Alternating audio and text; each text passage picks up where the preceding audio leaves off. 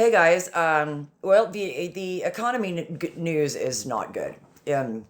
It's cooked. We're cooked. We're fucking cooked. I wrote a Substack that has a lot more information on it if you're interested, but this is kind of the shortened version. This is only this year, okay? This is since January. Food prices are up 3%. Grocery bills climbed as a whole overall 2.2 to 2.4%.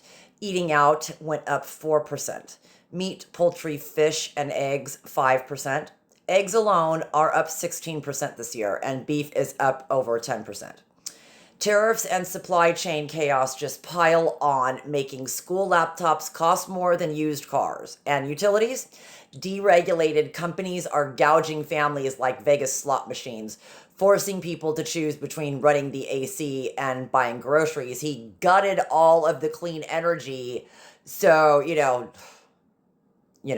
so therefore, any subsidies or any stuff like that you were getting, yeah, no, that's all gone. Jobs and bankruptcy numbers. Unemployment sits at about 4.2%. Sounds fine, right? Wrong. Hiring has frozen, basically. Over 446 big companies have filed for bankruptcy this year. That's an enormous number. It's higher. It's worse than pandemic numbers by 12%. He's worse than the pandemic. Small business bankruptcies are up 15%. And personal bankruptcies, 12%. To more than 519,000 cases. That's families waving the white flag because they can't keep up. Tariffs. Tariffs were sold as patriotic protection. In reality, they're just hidden sales tax. They're costing households around $2,400 extra a year. Clothes, food, electronics, all more expensive. And by October, 2/3 of those costs are going to land right on you.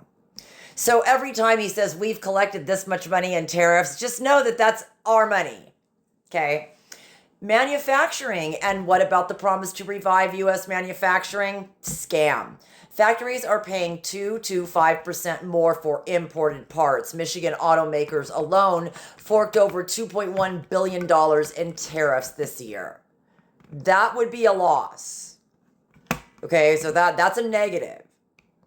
500,000 factory jobs are projected to vanish. This isn't a renaissance, it's duct tape on a sinking ship. Deportations. Now add deportations, immigrants make up to 70% of farm labor and almost 90% of dairy. Kick them out and crops rot.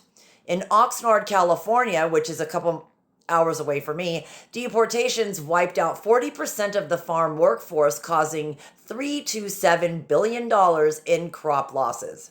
That means higher prices at the checkout. For families, deportation is a hidden $3,600 annual tax when you add food inflation, higher taxes, and overall price hikes. The dollar down 11% this year with another 10% drop expected. A weak dollar makes imports pricier. A strong dollar makes exports harder to sell. Either way, households and factories lose. Why it's happening. Here's the kicker. This isn't incompetence. It's controlled demolition.